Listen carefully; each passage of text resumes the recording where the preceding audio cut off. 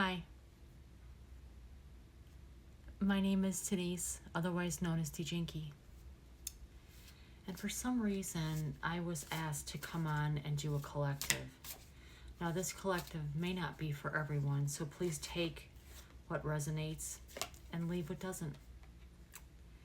And I feel like this may have to do with a relationship that either may be a no contact or the relationship might be on the rocks where it could go either way, okay? The first card I got was unsent message. Okay, so it could be a message that you've been contemplating sending, or your person may be contemplating sending. What was never said? What are you holding back? Was it drafted and erased? Was it a text message? Or was it an email?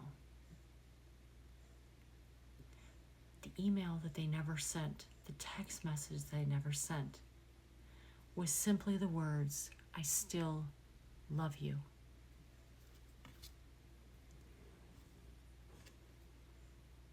They're in their feelings. They're like dealing with a Cabbage Patch Kid or Sour Patch Kid. First they're sweet, then they're sour. It's kind of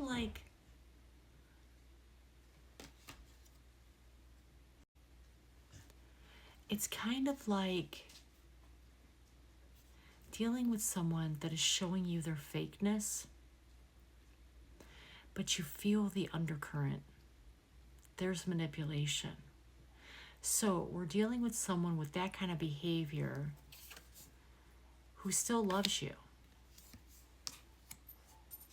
but they have the love me, leave me kind of mentality, the love me or leave me mentality. In other words, it's kind of like their way or the highway. So the back and forth, it's unstable. I feel like we're back on the karmic versus the twin flame. It's interesting. They're living in the past while you're trying to be in the future or trying to be in the present. They're living in the past. It's like they're reflecting back on what they thought should have been. However, they never made actions to correct it. Instead, they lived in their mind. They lived in their thoughts. They lived in their imagination. So whoever this person is and what you're going through, they may not be well. Does that make sense? So you might be dealing with someone that either is alcoholic or someone that is on drugs, whatever you want to call them. I know I can't say it out loud because I'll get flagged. They're continuing to ghost. They're not responding to voicemails. They're not responding to emails. They're not responding even to text messages. They leave them unread. They're ghosting. And it's making you blocked as fuck because you're sitting there and you're thinking about, what did I do wrong? What is going on? What went wrong? But I'm telling you, you did nothing wrong. This person's an avoidant. This is their issue, not yours.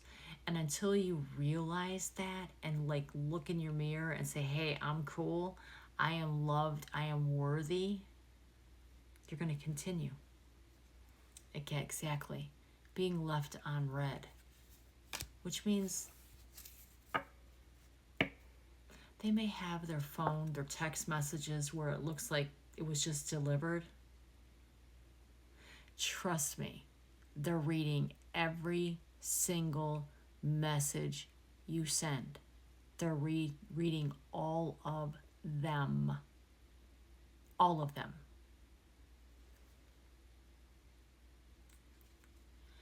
It's kind of like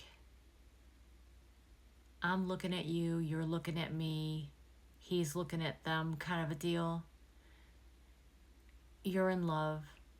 His head isn't right, or her head isn't right, because he's still messing with a third party.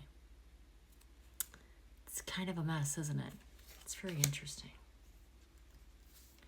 And you feel like you've given your all, and this person is actually secretly obsessed with you.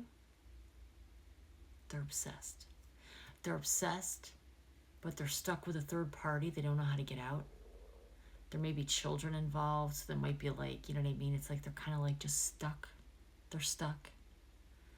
So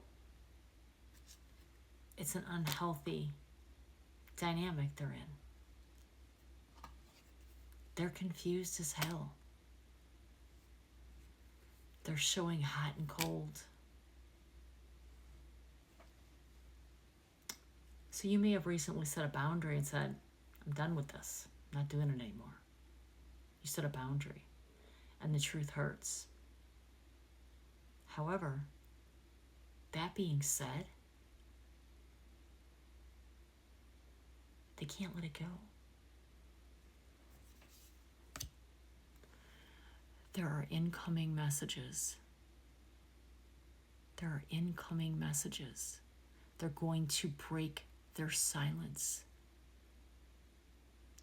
All the messages that you think were never read were read. And it's eating them up inside. And they've gotten to the point where they have to speak out. But this is where I'm going to caution you. You right now may be holding your silence and standing in your power.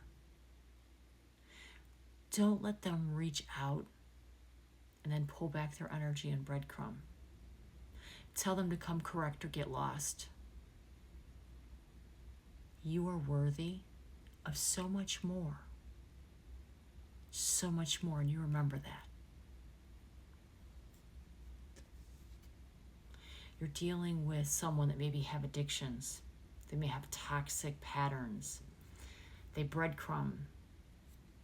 They emotionally chatter, but yet they never are able to commit. You're dealing with an avoidant. You could be dealing with a karmic. Or you could be dealing with a twin flame and you're dealing with the back and forth bullcrap.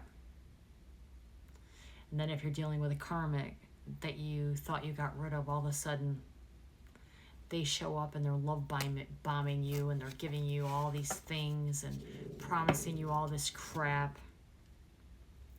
The thing is, your karmic and your twin flame always know you're going to come back. So maybe it's not them that's the problem. Maybe it's you that's the problem. Maybe it's you that needs to stand in your power and say, I'm done with this. Maybe it's you. Maybe it's you that say, you know what? I love me. I don't need you, and I don't need you. Because now I'm going to love me.